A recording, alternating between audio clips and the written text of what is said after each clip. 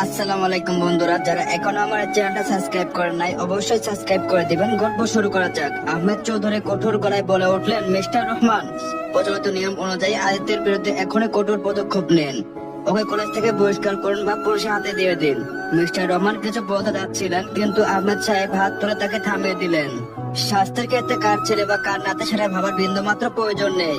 আমি চাই ওর দৃষ্টান্তমূলক শাস্তি হোক। মিস্টার রহমান বললেন, আমরা সঠিক বিচার চাই। মিস্টার চৌধুরী বলল, আমরা কলেজ কমিটির সাথে আলোচনা করে চূড়ান্ত সিদ্ধান্ত নেব।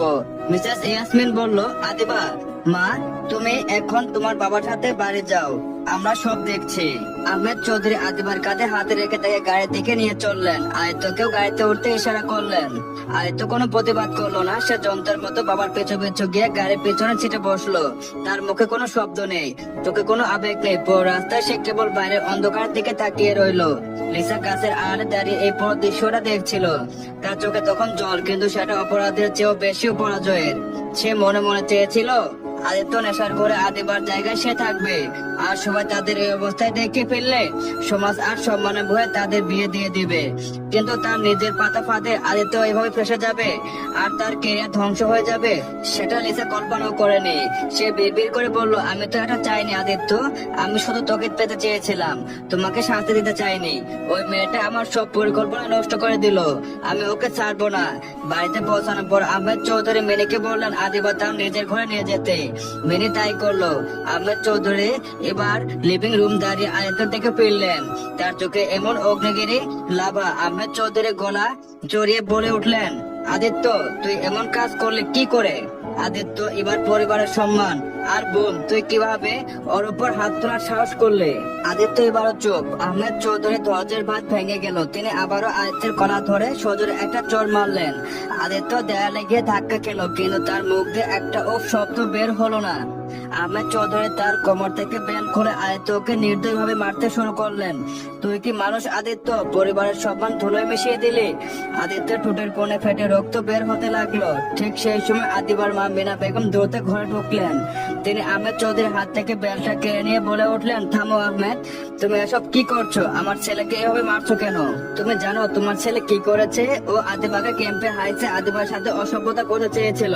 কি অসম্ভব? আদিত্য এমন কাজ করতেই পারে না, আমি বিশ্বাস করি না। হয়তো কোথাও কোনো ভুল বোঝাবুঝি হয়েছে। আদিবা কি নিজে কিছু বলেছে? আদিবা ভয়ে কথা বলতে পারছে না। ওর কবজিতে আদিত্যের আঙ্গুলের ছাপ, কলেজের সবাই সাক্ষী। এরপর তুমি ওর পক্ষ নিবে? হয়তো আদিবা ভুল বুঝেছে, অথবা সে এমন কিছু করেছে যা আদিত্য সহ্য করতে পারেনি। যাই হোক, আমি আদিবার সাথে কথা বলবো। তুমি ওর গায়ে আর হাত তুলবে না। মিনা, তোমার এই অন্ধ স্নেহ ওকে নষ্ট করেছে। আদিত্য, আমি তোকে শেষবারের মতো সতর্ক করছি, আদিবার আশেপাশে আর কখনো যদি তোকে দেখি তবে আমি ভুলে যাব যে তুই আমার ছেলে। আজ থেকে ওর সাথে কথা বলা তোর নিষিদ্ধ। এখন আমার চোখের সামনে থেকে দূর হ। আদিত্য টলতে টলতে নিজের ঘরের দিকে চলে গেল। তার সেই শান্ত চোখের পেছনে এক গভীর অন্ধকার উদ্দেশ্য যেন এখনো ধিক ধিক করে জ্বলছিল। এদিকে আদিবা বিছানায় মুখ গুজে কাঁদছে। তার দু চোখে ফুলে লাল হয়ে গেছে। কান্নার মাঝে ক্ষণে ক্ষণে শরীরটা কেঁপে উঠছে। সেটা রুমের সেই বিভৎস মুহূর্তগুলো তপ্ত শোলাকার মতো তার স্মৃতিতে বিচ্ছে। হঠাৎ দরজা খোলার শব্দে তার চিন্তার সুতো ছিঁড়ে গেল। সে তাড়াহুড়ো করে চোখের জল মুছে তাকালো। আদিত্যর মা মিনা বেগম ঘরে ঢুকলেন। তার চোখে মুখে কোনো মমতার চিহ্ন নেই, বরং একরাশ বিরক্তি আর শান্তি স্পষ্ট।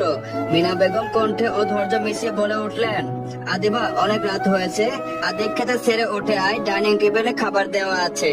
আদিবা বিছানা উঠে বসলো। তার কণ্ঠস্বর কাঁপছে, আমার আমার খেতে নেই মা, আমি খাবো না। মিনা বেগমের ভ্রু কুঁচকে গেল। আদিবা এই না শব্দটা তাকে আর কত ক্ষিপ্ত করে তুললো। তিনি আদিবার দিকে এগিয়ে এসে উঁচু গলায় বললেন, কেন খাবি না? কেন? কি এমন হয়েছে শুনে? আদি কিছুটা উগ্র মেজাজে, সেটা তুই জানিস না? তারপরও কেন তিল থেকে চাল করছিস? তোর এই নেকামি আর সহ্য হচ্ছে না আদিবা। আর কত ভাবে তুই আদিত্যকে অপরাধী বানানোর চেষ্টা করবি বলতো? তুই কি ভাবিস তোর এই চোখের জল দেখে আমরা সবাই গলে যাব? আদিবা নির্বাক হয়ে তাকিয়ে রইল। মিনা বেগম থামলেন না, বরং আরো কটু স্বরে বললেন, জানিস তোকে যেদিন এতিমখানা থেকে আনতে গিয়েছিলাম সেখানে শত শত বাচ্চা ছিল, কিন্তু আদিত্য তোকে পছন্দ করেছিল। তুই তখন নিহত দুধের শিশু, তাও আবার অসুস্থ ছিলি। আমরা বড় ও সুস্থ কাউকে আনতে চেয়েছিলাম যাতে ঝামেলা কম হয়, কিন্তু আদিত্য এমন কান্না তুলে দিয়েছিল যে ওর জেদের কাছে হার মেনে আমরা তোকে আনতে বাধ্য হয়েছিলাম। তোকে আমরা দুধের বাচ্চা থেকে বড় করেছে। ছোটবেলায় তুই প্রায় অসুস্থ থাকতি, দিন রাত তোর সেবা করেছে। কোনোদিন তোকে নিজের সন্তানের চেয়ে কম করে দেখিনি, কিন্তু তুই তার প্রতিদিন এভাবে দিচ্ছিস যে আদি তোকে নতুন জীবন দিয়েছিল, তুই তার জীবনটা নষ্ট করে দিতে চাইছিস। সেদিন যদি জানতাম তাকে খুশি করার জন্য তোকে এই বাড়িতে আনছি, তুই একদিন ওর যন্ত্রণার কারণ হবে। তোকে কোনোদিন তোকে এই বাড়িতে চোখখাট পার হতে দিতাম না। মিনা বেগমের পদের শব্দ আদিবার বুকে বিষাক্ত তীরের মতো পেয়েছে। সে বুঝতে পারছে না তার সাথে ঘটে যাওয়া অন্যায়ের চেয়েও কি আদিত্যর মার খাওয়াটা বড় ব্যাপার হয়ে দাঁড়িয়েছে। আদিবা ভেবেছিল তার সাথে ঘটে যাওয়া অন্যায়ের কথা কারো কাছে বলতে পারবে না, নিজের মায়ের কাছে অন্তত বলবে। কিন্তু এখন মনে হচ্ছে তার কষ্টের কথা শোনার জন্য এই পৃথিবীতে আর কেউ অবশিষ্ট থাকলো না। সে মিনা বেগমের দিকে ফেল ফেল করে তাকিয়ে রইল। মিনা বেগম আবার বলে উঠলেন, আদিবা একটা কথা কান খুলে শুনে রাখ, আদি আমার নারী ছাড়া ধন, ওর কোনো ক্ষতি হতে আমি দিব না। তাই এসব নেকামি ছেড়ে স্বাভাবিক হওয়ার চেষ্টা কর। তোর জন্য আদির সাথে ওর বাবার অনেক ঝামেলা হয়েছে। আহমেদ ওকে বেল্ট দিয়ে মেরেছে। পুরো বাড়িটা শোষণের মতো নীরব হয়ে গিয়েছে। তাই তোর এই নাটক শেষ করে খেতে আয়, আমি দেখি বাকি দুজনকে আনা যায় কিনা। কথাগুলো বলে মিনা বেগম গট গট করে ঘর থেকে বেরিয়ে গেল। আদিবার চোখ আবারও জলে ভরে উঠলো, তবে সে চোখের জল মুছে নিয়ে যন্ত্রচালিত পুতুলের মতো বিছানা থেকে নেমে দাঁড়ালো। তার মনে হলো সে এইবারে আশ্রিতা মাত্র, যার কারো ব্যাপারে অভিযোগ কারো অধিকার নেই, নেই কোনো অনুভূতি প্রকাশের জায়গা। আদিবা ধীর পায়ে সিঁড়ি বেয়ে নিচে ডাইনিং টেবিলের দিকে এগিয়ে চললো। টেবিলে খাবার সাজানো, কিন্তু আহমেদ চৌধুরী বা আদিত্য কেউ আসেনি। মিনা বেগম রান্নাঘর থেকে জগ নিয়ে এসে আদিবার দিকে এক দৃষ্টি তাকিয়ে বললেন, কি হলো, চেয়ে দেখছিস কি? খাওয়া শুরু কর আদিবা, এত ঢং করার দরকার নেই। আদিবা কিছু বলা ভাষা খুঁজে পেল না, চুপচাপ প্লেট টেনে নিল। তুই খাওয়া শুরু কর, আমি আদি আর ওর বাবাকে ডাকতে যাচ্ছি। বলে মিনা বেগম আদিত্যের ঘরের দিকে পা বাড়ালেন। ঘর অন্ধকার, জানালা আধা খোলা। আদিত্য বিছানায় পড়ে আছে। মিনা বেগম কাছে গিয়ে শিউরে উঠলেন। ছেলেটার হাতে গলায় জায়গা ছিঁড়ে গিয়েছে, তবুও সে ঘুমাচ্ছে। আদিত্য এখনো পিকনিকের সেই ধুলো মাখা জামা কাপড় পরে আছে। পরে বাড়ি থাকার বাতিক যার, সে আজ অগোছালো হয়ে পড়ে আছে। শার্টের উপর দিয়ে পিঠের বেল্টের লাল দাগগুলো ফুলে উঠেছে, কোনো কোনো জায়গায় কালচে রক্ত জমে আছে। মিনা বেগম ফিস ফিস করে নিজেকে প্রশ্ন করলেন, এত ব্যথা নিয়ে ছেলেটা ঘুমাচ্ছে কি করে? আদিত্য, তুই এমন কেন কেন এই মেয়েটার পিছনে পড়ে থাকিস তুই? তিনি আদিত্যর পাশে বসে মাথায় হাত বুলিয়ে দিলেন। দুই এক জায়গায় ওয়ান টাইম ব্যান্ডেজ লাগিয়ে দিলেন, তবুও তার ঘুম ভাঙলো না। মিনা বেগম বেশ অবাক হলেন, তবে জোর করে ছেলের ঘুম ভাঙালেন না। এক অদ্ভুত শান্তি ফুটে আছে আদিত্যর ঘুমন্তর মুখে। মিনা বেগম চোখের জল মুছে ঘর থেকে বেরিয়ে এলেন। নিচে ডাইনিং রুমে আদিবা একা বসে প্লেটে খাবার নাড়াচাড়া করছে। ঠিক সেই সময় আহমেদ চৌধুরী ক্লান্ত পায়ে ঘরে ঢুকলেন। আদিত্য এলো না, মিনা কোথায়? মিনা বেগম আদির ঘর থেকে বেরিয়ে এসে তীর্থ সুরে বললেন, আদিত্য আসবে কোথেকে? তুমি ওকে যে অবস্থায় ফেলে রেখেছো তাতে ওর উঠে আসার ক্ষমতা আছে? তুমি কি মানো ছেলেটাকে এভাবে কি কেউ মারে? আদিবার কান্না দেখতে গিয়ে নিজের ছেলের শরীরটা একেবারে ঝাঁঝা করে দিলে। মিনা, তুমি জানো কি অন্যায় করেছে? আমি ওর বাবা হয়ে এটা সহ্য করতে পারি না। মিনা বেগম চিৎকার করে উঠলেন, তুমি ওকে চেনো না আহমেদ? নিজের ছেলেকে এত ছোট ভাবলে কি করে? তুমি না চিনলেও আমি আমার ছেলেকে চিনি। আদি এমন জঘন্য কিছু করার কথা ভাবতেও পারে না। সারাদিন যে মেয়ের সাথে থাকে তার সাথে অসভ্যতা করার জন্য পিকনিকে যেতে হয় না, সেটা তুমিও বুঝো।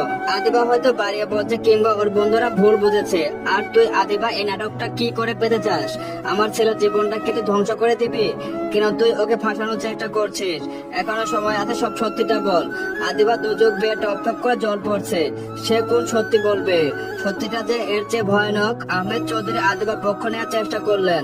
মিনা বেগম তাতে আরো কঠোর হয়ে আদিবাকে শাসালেন।